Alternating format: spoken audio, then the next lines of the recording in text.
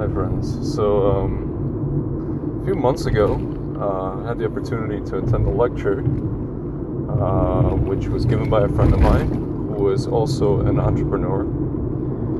And the topic of the lecture was business from a Torah perspective. And in particular, my friend was just trying to drive home the point in the lecture that essentially anytime you do business, the effort, or the hustle as he called it, was or is 90% you and then 10% Hashem. So after the lecture, I came up to him and I told him, what you're saying is true. It is Hashem for the most part, but I know people where it's not 90-10. It's actually, some people are 70-30. Some people I know are 50-50, other people are 30-70, and other people, there's very few people who I know who are on such a high level who are 0-100. So, you may be asking yourself, how do we know that this is true? How do we know this is a real thing? So just to illustrate the point, let's say you have a Jewish organization, right? And you have two wealthy gentlemen who fund it.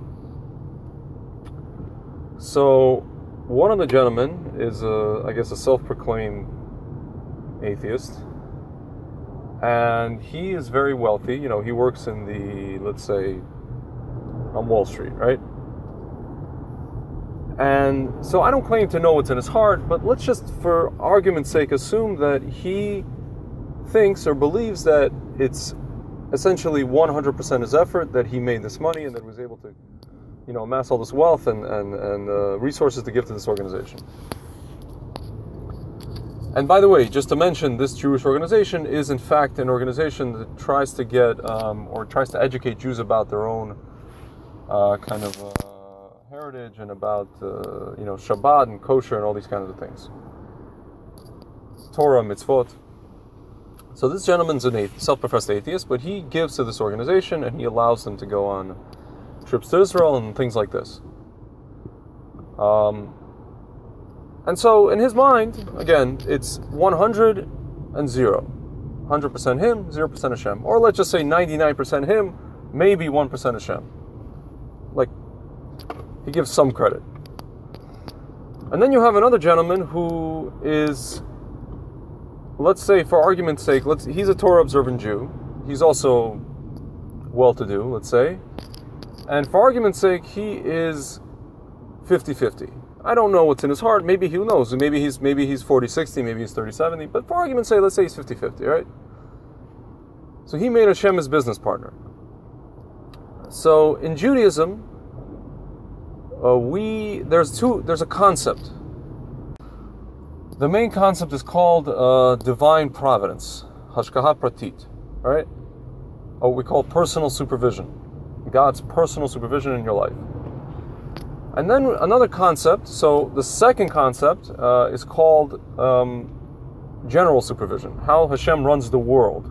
So the first gentleman who proclaims to be 100% himself, or 99% himself and 1% Hashem, lives in what's called the Hashgacha Klalit world, where essentially Hashem is using him as an instrument for his will, to educate Jews and to get, Jews to Israel and Torah and mitzvot and all these things, without necessarily this gentleman knowing about it or having kind of a consciousness or a lens or a feeling that he's essentially Hashem's instrument. And then you have the other gentleman who's 50-50, let's say, maybe, who knows, again, he's 30-70 or 20-80, who lives in what's called the Hashgacha Pratit world, where he has a consciousness of that Hashem is running the show, and essentially not only that, but that Hashem is actually running his business, and Hashem is the one responsible for all the success that he has. And so, under these two systems, these two gentlemen, essentially there's two different rules that apply to them, at least at this time, at this moment, where the gentleman who's not yet keeping Shabbat and mitzvot and all these kind of things and doesn't have a consciousness, he's not necessarily what we call Hayav to keep all these things, but Hashem is going to use him anyway. Hashem is he's gonna use him as an instrument anyway. Whereas the gentleman who is 50-50 is in fact, his success is predicated is conditional on the fact that he keeps Torah and mitzvot and Shabbat and kosher and all these things. Meaning, if that gentleman, quote unquote, is at a spiritual disadvantage, I'll use it in quotes. It's not really a disadvantage, but I'll say quote unquote disadvantage, because if he stops keeping Shabbat and kosher, all the bracha, all the financial, all the parnasa will stop, and I've seen it. I've seen it in my personal life, and I can tell you that it will. It's a known thing.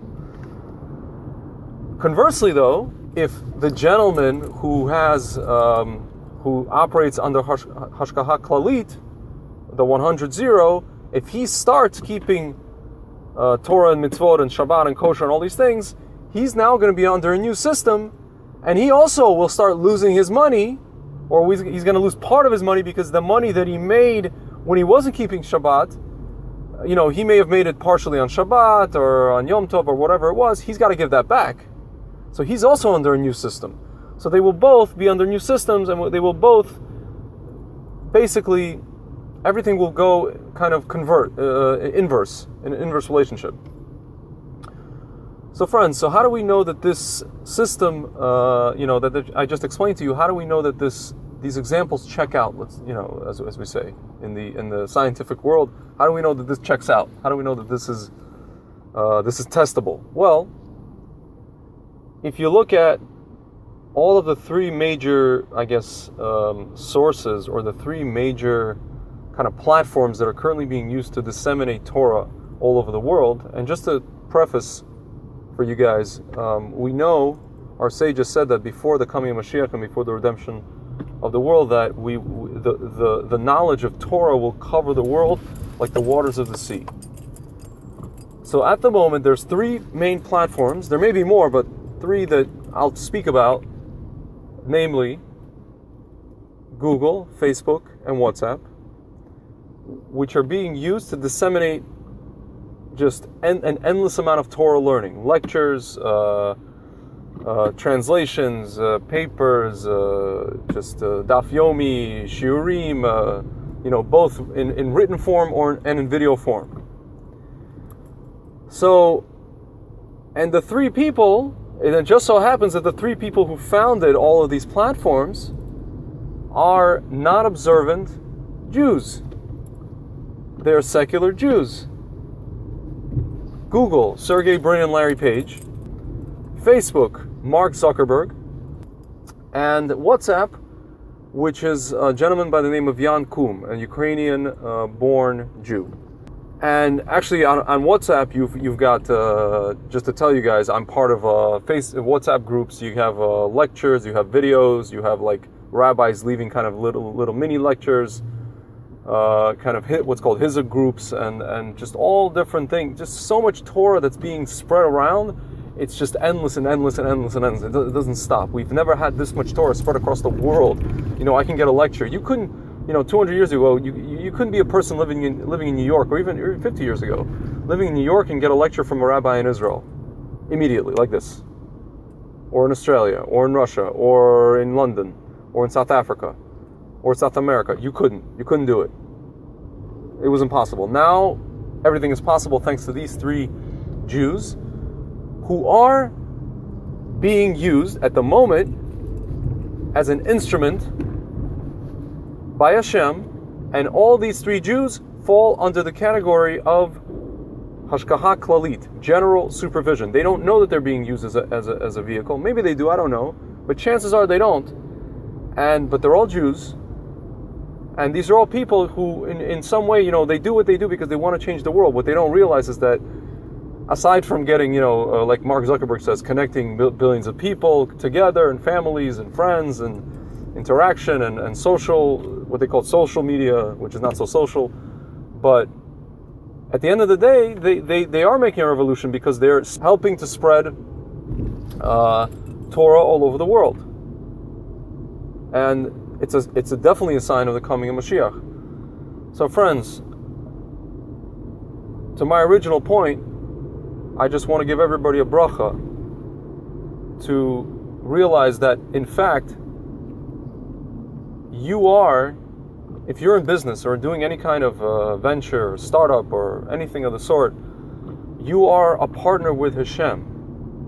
Meaning, if you make Hashem your partner, if you make him, instead of making it 100-0, you make him 50-50 and 40-60 or 30-70, then you're not going to have to run around like these gentlemen do, like Google, like Facebook, like WhatsApp, like a chicken with their head cut off and hustle until you fall down. You have time to do Torah and mitzvahs and all these things that you want to do instead of just being in a rat race. Because at the end of the day, these gentlemen, yeah, they're doing great work, but who live in this, under the Hashgacha Klalit system, they are in a rat race, whether they know it or not. They're self-imposed rat race. And so is anyone else who lives under that system. And so, friends, I just want to give you all a bracha to realize that the best business partner is, in fact, Hashem. And it actually is better to have a consciousness that he is, that he's working through you. He is using everyone as an instrument, including the people who are in the Hashgacha Pratit system, who know that he exists and he's working through you. And I just want to give everybody a bracha to know that he's working through all of us, through you, and through the creators of these platforms as well. They just don't know it, but I hope they will soon know it. And I hope that with all this Torah dissemination, we will see the coming of Mashiach speedily in our days.